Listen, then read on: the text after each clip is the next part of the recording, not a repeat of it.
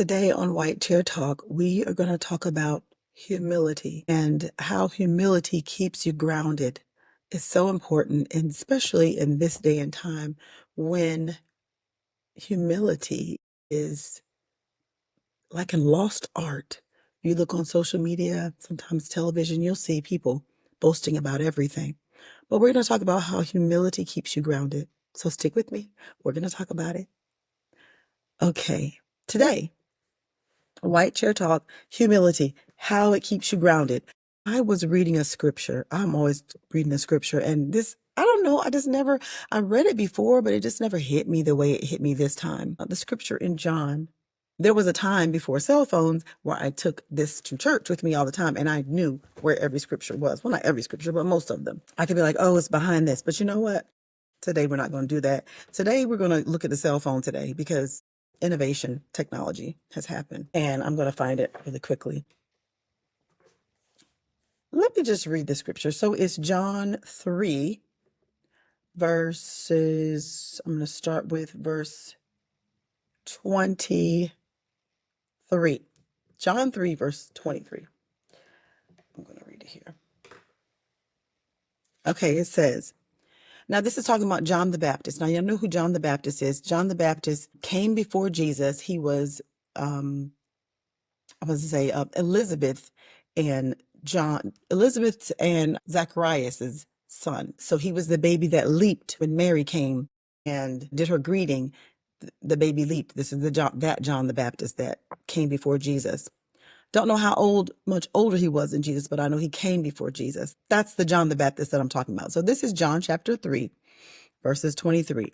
It says, at this time, John the Baptist was baptizing at Aenon near Salem, because there was plenty of water there, and people kept coming to him for baptism. This was before John the Baptist was put into prison. A debate broke out between John's disciples and a certain Jew over ceremonial cleansing. So John's disciples came to him and said, Rabbi, the man you met on the other side of the Jordan River, the one you identified as the Messiah, is also baptizing people. And everybody is going to him instead of coming to us. So it says, John the Baptist, or John, replied, no one can receive anything unless God gives it from heaven. No one can receive anything unless God gives us from heaven. He says, you yourselves know how plainly I told you I am not the Messiah. I am only here to prepare the way for him. Going back to verse 20, I think it was 24, where it talks about, this is 26. So John's disciples came to him. So they saw Jesus. He said, the man you called Messiah. They saw Jesus baptizing other people, and they didn't like it. It was something about it. They just didn't like it. It was like, they're baptizing people over there, and it says more than us. So that lets you know, like, be careful who your friends are. Be careful of your followers, because sometimes they'll try to hype you up. They'll try to, they came to John. They said, hey, they're over here baptizing more people than us.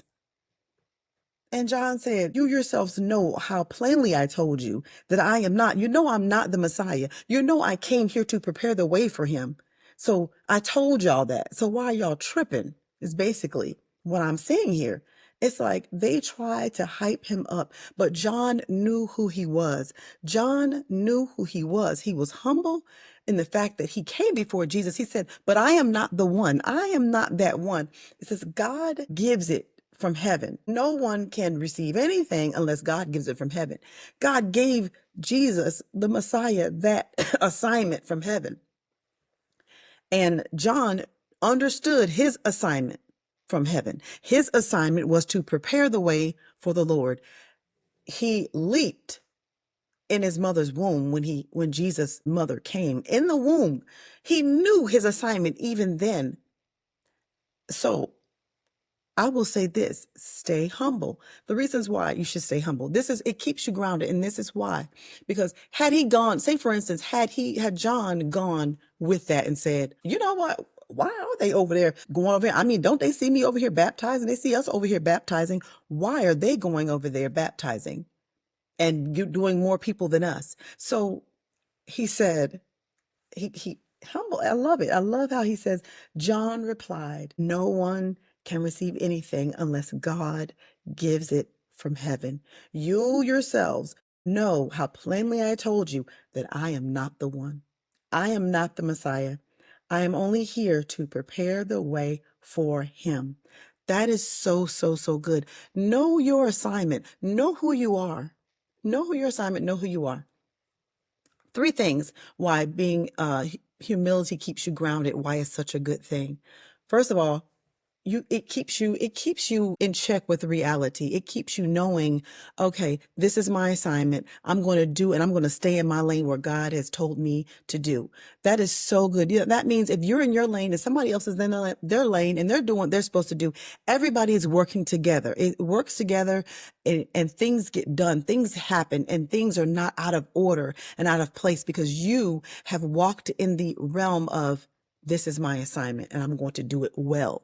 Not being upset because somebody else is doing something. And I mean, it's not like they were getting paid or something. It was just a boastfulness that came up in his disciples saying, they're doing more than us. It's like, why are we doing this? Y'all forgot. Why are we even over here baptizing? You want to focus on, it says, so John's disciples came to him and said, Rabbi, the man that you met on the other side of Jordan River, the one that you identified as the Messiah, is also baptizing people. And everybody is going to him instead of coming to us. Now, I don't think they cared about coming to us. They were worried about, oh, well, we're not, I don't know, maybe we're not getting the boastfulness that, the praise from people that we thought we were going to get. And they were mad about it. They didn't like it. So they thought that John was going to do something. Because I think John was a little firecracker. That's the other scriptures in the Bible that talk about John. John was a little firecracker. And so I thought they figured they could come to him and complain, and they could come to him and say, they're over here doing this or they're over here doing that. And yeah, they're taking all of our thunder away. I'm just paraphrasing all of that, but that's what that scripture says to me. This is coming out of the New Living Translation, and that's what it says to me. But John humbly said, no one can receive anything unless God gives it from heaven. And you yourselves know that I told you plainly, I am not the Messiah. I'm only here to prepare the way. So, number one, I'm going to read this off my little notes that I took. Number one, humility keeps you grounded because it aligns you with their perspective and reality. It keeps you kind of level there. And so that you don't think, it doesn't boast your ego up and you think that you're better than what you are. And it doesn't make you think lesser of people because of where you have elevated in life. Sometimes people, think that, oh, they've elevated in the church or they've elevated in life and now they can look down upon you. And that is not the purpose of elevation. Elevation is to also bring someone else up. If you're up, we're supposed to encourage, uplift, and build each other up. And that's where it is. That's what elevation is for. Is elevation, you want to bring people with you, not keep them below so you can kind of look down upon them. That's not the purpose of elevation. But it keeps you grounded. And staying humble keeps you teachable. That is so good. You can remain teachable when you're humble. If you realize that you don't know everything, you might be smart and you might know a lot, but you don't know everything. And I believe that staying humble helps you remain teachable. You can find something in every moment and say, wow, I learned something from that. I can get something from that. It keeps you grounded. It keeps you level-headed. It keeps you balanced so that you're not looking at someone as lesser than yourself just because you may know a little bit more about this subject and not another subject. Somebody else may not know. You may think, you don't know that. It keeps you from being boastful. Number 3. So 1 was it aligns your perspective with reality. 2, it keeps you teachable. And 3, it protects you against pride and boastfulness, which I did say that kind of blended together. 4, it promotes gratitude. It promotes gratitude, which is a great perspective to have gratitude every day and just be thankful. Just be thankful. Lord, I thank you for this day. Lord, I thank you for this time. I thank you for this moment. I thank you for being able to speak. I thank you for being on a platform. I thank you that someone hears me. God, I thank you that you hear me. I thank you that you are love. I thank you that you love me. I thank you that you love your people. I thank you that you're faithful. I thank you that you keep your promises. God, I thank you that you don't forsake me or reject me, God. You love me with an unconditional, unfailing love. That is gratitude. Just being thankful, just being grateful for where you are. You may not have what you wanted, but you have what you needed. And if you don't feel like you have what you needed, it's coming. It's coming. And I have Jesus. Jesus makes me feel like even if I don't have what I think I need and what I think I want, I have him, and it's right at the tip of my fingers. I can just speak those things that are not as though they were, and I can just be thankful. I can just have gratitude. That is such a blessing to have gratitude, so that even when I have nothing, I have everything when I have Christ that lives on the inside of me, because he keeps me hopeful. He keeps me grounded. He keeps me curious. He keeps me wondering. He keeps me with a bright thought on life. Why? So that I can continue to encourage others. When someone's down, you have enough gratefulness in you that you can say something to them that will lift them up. Because we are the gods on this earth, really. I mean, you don't see Jesus walking around today, so the Jesus in me has to shine to someone else. It has to shine to the world. That's how it is. He put his spirit on the inside of us so that we can share it and spread it to the world. So staying humble keeps you in that mindset. Staying humble keeps you in that grateful gratitude mindset, thankfulness. And it actually does something to the inside of you. It does something to my mind and my connections. When I'm thankful, the neural connections in my brain, when I'm thankful, when I give praise, when I thank God, when I just say, Lord, I thank you that I'm grateful, it does something to me, and it makes me tap into that joy that's on the inside. And lastly, I want to say, being humble keeps you grounded because it reflects your dependence upon God. That is big. And I don't think that that's a popular thing these days.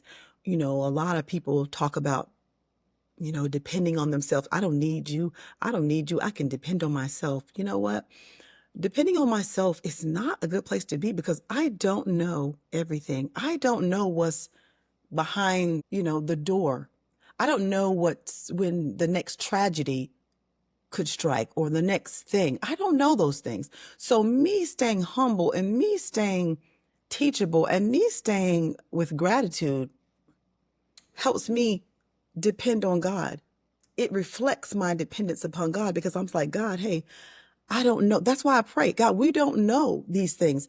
God, show me, give me your wisdom. Show me how to operate in this level of creativity that I'm in right now.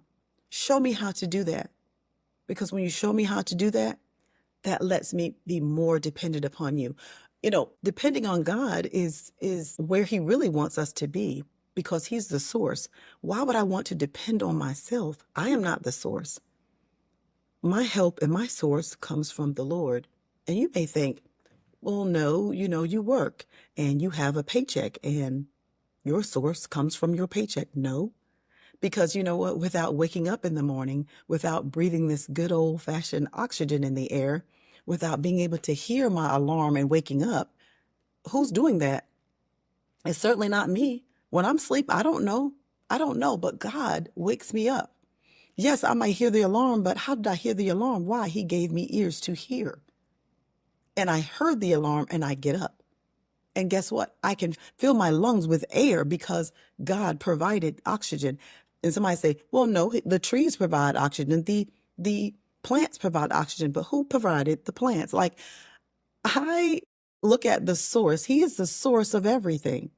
the source of everything. So because I know that, why not just go back to square root of one, and that is God, who is the creator of all things. So being grounded in humility, it promotes all those things. It promotes thankfulness. It promotes gratitude. It promotes lining yourself up with reality. It helps you remain teachable. It protects you from pride and being boastful and thinking of higher than yourselves than you ought to. There's a scripture about that. Not thinking higher than yourselves than you should, and sometimes thinking lower of somebody else because you've got an elevation. But the elevation is there to elevate someone else. You know what? When you pray, when you've achieved a goal, when you've mastered something, you masterclass somebody else. Open up that masterclass and say, hey, this is how I did it. This is how I got over the hump. Here, I'm going to bring you with me. I'm going to bring you back with me. So that is the blessing. That is why humility keeps you grounded. We want to stay in that vein. And if you think of anything else, that you want to comment about and you want to talk about how humility keeps you grounded, please comment. I would love to hear how you have accomplished and you have achieved humility and how it has blessed you, and what other ways other than even the scriptural ways that I talked about today, because it's so important to keep your mind balanced.